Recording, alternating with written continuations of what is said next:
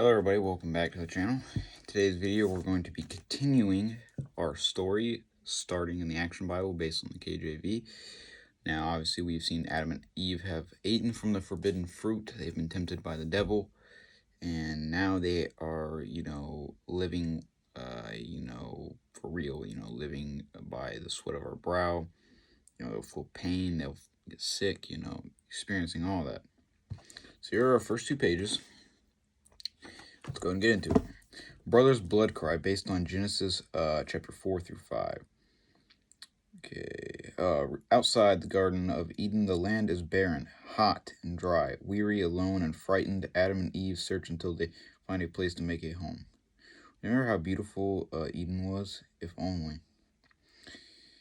It is our own fault for disobeying God, but I will teach our children to obey and love God. If I can help it, they won't repeat our mistakes. So in doing so, he knew they deserved it because they had failed and disobeyed God, but he was going to do his best to teach his sons, Cain and Abel, to live by God and do right. So Adam teaches their sons, Cain and Abel, about God.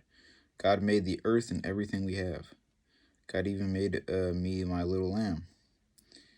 Sheep are dumb, as they discuss. But how can I thank him? When you're older, Abel, you can give God the best of your flock. He told us we should make sacrifices to show our thankfulness. As the boys grow to manhood, Abel plans for the day when he can give his thanks offering to God. But Cain thinks only of his crops. If Abel gives God a sacrifice, I'll have to offer one too. God is pleased with Abel's gift, but Cain's grudging spirit displeases God. Why should God be happy with Abel and not with me? It's not fair. As long as Abel is around, he'll always be the favorite. God told me I could choose to have power over my sin, but I'd rather choose not to have a brother. So in jealousy and anger, he lashes out on his brother. Cain gives into his jealousy and kills his brother. And the temptation of the devil, so he kills his brother. I believe he takes like a rock or even like this stick thing that he has and basically bashes him over the back of the head. So that would make Abel the first man into paradise at this time, because we didn't go to heaven until Jesus had died. So he was the first man ever to go to paradise, and ever go to the afterlife. First man ever died, Now I just need to pretend I don't know anything about Abel's death. But God calls out the king, because God knows. He knows everything. He knows, he knows the hairs of your, he numbered the hairs on your head, so he knows everything. He sees everything. There's no trying to trick or lie to God. Cain, where is your brother? And he knew, but like I said, he's trying to get Cain to tell him the truth. I don't know. How am I supposed to keep track of my brother? He knows as he thinks himself. Your brother's blood cries out to me from the ground. From now on, the ground will yield no fruit for you, and you will wander this earth until your death. Please God, this punishment is more than I can take.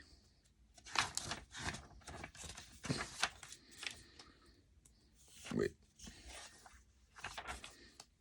God's sentence is carried out. Cain flees to the land of Nod. Eventually, he will get married, start a family, and build his first city. So he will build the first city. And God begins to make more people as well, and they're having children now, and, so on and so on, which he will name for his son Enoch.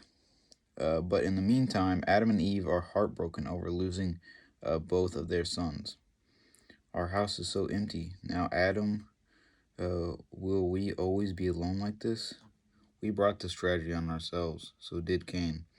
But God has been good to us. Let's ask him to help us now. In time, God gives Adam and Eve a third son. We'll call him Seth. And we'll teach him how to obey God the way Abel did. Seth learns to obey God. Two of his sons, descendants, are Enoch, which walk with God, and Methuselah. Methuselah, and this is true, who died at the age of 969 years old, the oldest person to ever live. So this is how long they lived back then. Obviously, God has shortened that time now, and even to when Jesus was alive, it was shortened by then as well. Even when actually this only lasted through Genesis and things like that as well, because Moses, he only lived at like 120 or whatever, and he was old by then. So, but they lived 900 years old. Even Adam, I think, was after they ate the fruit, he lived like another 930 years or whatever. But Methuselah was the longest living. He almost lived 1,000-year-old life. He was 969. That's incredible. Can you imagine the knowledge and the wisdom that he would have had? Because you're already a man by the time you're 20, 30 years old. So living all that time, I mean, that would have been incredibly crazy. And that's not even a tasting of what the eternity would be like in heaven. As generations pass, however, people turn away from God. They lie, cheat, and murder. They worship the sun and the moon and the stars, and the bow down before idols. So now as more people grow and things like that, lots of people are turning away from God. There's almost nobody, they're sinners, they're giving into God, they're the devil, they're worshiping idols, they're killing, they're murdering, lying. But there is one man in his family as well, Noah, who looks on the sinfulness of the world with fear. And even Noah lived a long time, because it took him a long time to build the ark. But he is the only godly man. How long will God allow this wickedness to continue? He thinks to himself, which we'll see when we continue into the next, and see how Noah builds the ark, one of the most famous stories in the Bible. It's incredible where we come from, but yeah, the world at this point has turned to evil. At this point, still people are still living hundreds of years and things, which again is incredibly. We only live 70, 80 years or whatever, but they're living, 3, 4, 5, 600, all the way up to 900 years old. So, at this time, the world is just incredibly wicked, and in the flood, I believe, is what has caused, okay,